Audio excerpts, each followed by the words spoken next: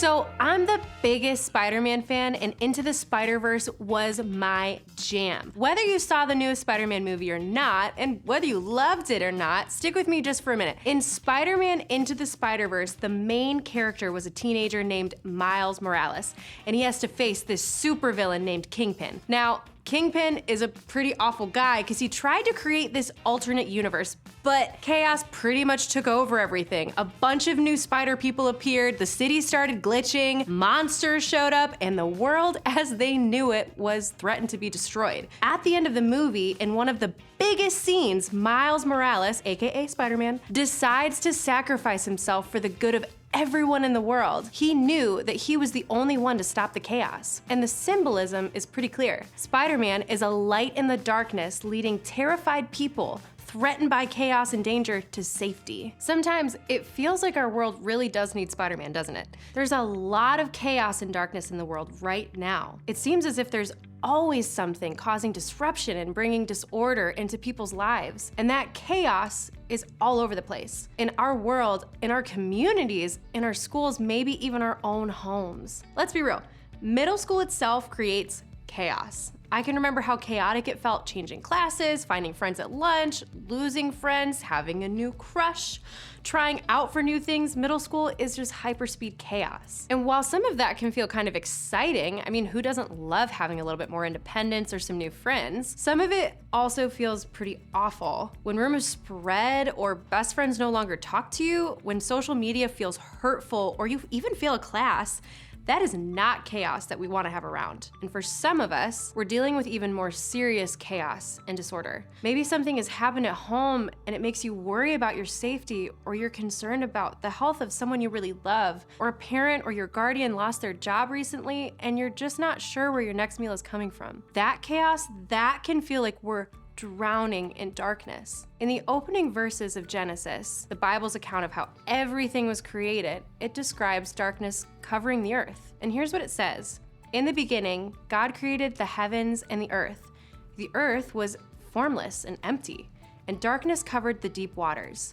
And the Spirit of God was hovering over the surface of the waters. Now this verse describes the earth as formless and empty. In other words, it was chaos. I think a lot of us either feel like our lives are chaotic or empty, or we know someone who's going through something that makes them feel that way. What if I told you there's something that has the power to bring hope and purpose into whatever situation you're facing? In the very next verse in Genesis, God spoke into the darkness and chaos and emptiness with 4 important words. Then God said, "Let there be light." And there was light, and God saw that the light was good.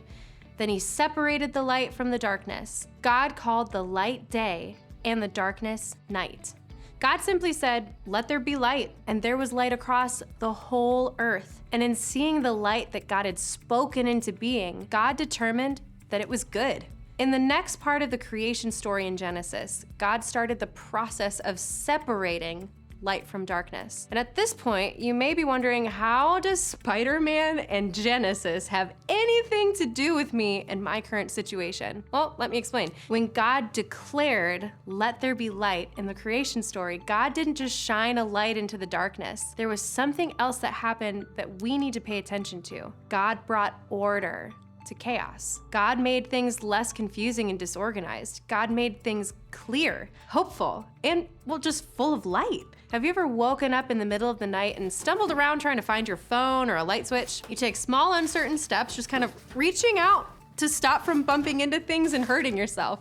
That's especially true if you've ever stubbed your toe on a bedpost or chair. But as soon as you turned a light on, suddenly you could see every step in front of you, and you could walk around confidently. Things were no longer dark.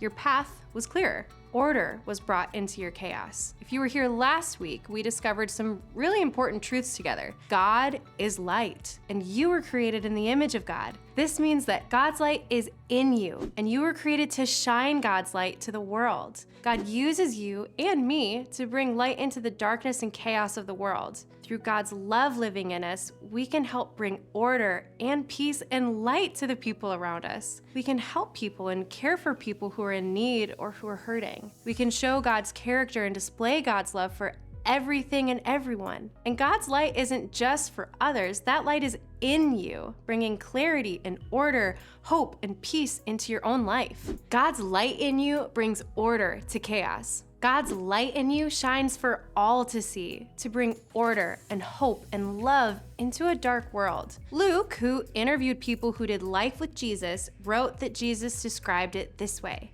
if you are filled with light, with no dark corners, then your whole life will be radiant, as though a floodlight were filling you with light.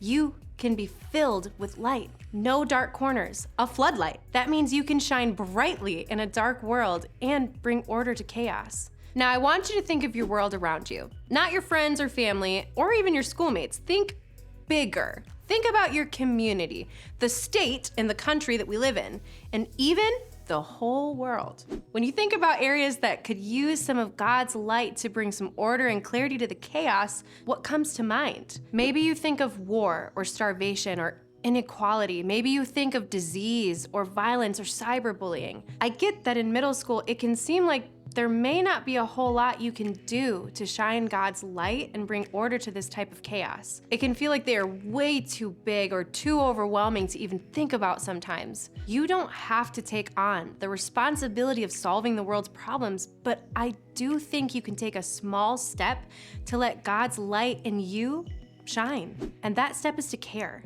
You can ask questions and learn more. Learning more makes us aware and care about the chaos in our world that needs God's light and order. In the next circle, think about people who are closer to you. Now's your time to think about your friends, your teammate, your family members, and your neighbors. Who in your circle could use some of God's light to bring them hope and order and clarity? Does anyone seem distracted? Maybe sad or confused, rushed, full of stress? Do you know about something difficult they're going through in their lives? Keep those people in mind when I ask you this next question. How can you help lighten the burden of someone in your circle? I know a lot of you are already dealing with your own burdens, so this step might feel overwhelming at first. But God doesn't ask us to take on more than we can handle. And carrying someone's burden can be doing something as simple as just showing compassion, a simple acknowledgement or writing an encouragement note, an act of service, or maybe just a hug. That's what it means to carry someone's burdens. That's what it means when we talk about bringing order to chaos. You're letting God's light in you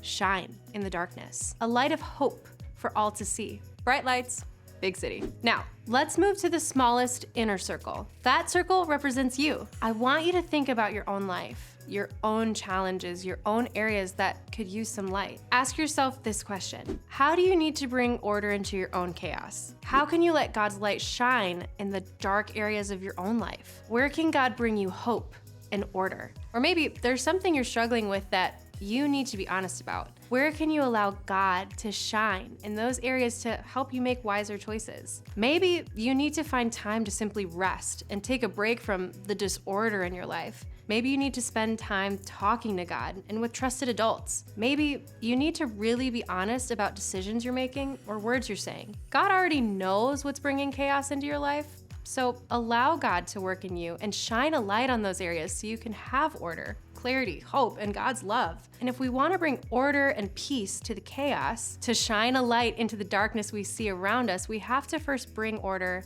to our own situation. Allow God to work in you and shine a light on those areas so you can have order, clarity, hope, and God's love. God's light in you brings order to chaos, even your own chaos. So when you head to groups, think about this. How can you allow God's light to bring order into the difficult areas of your own life?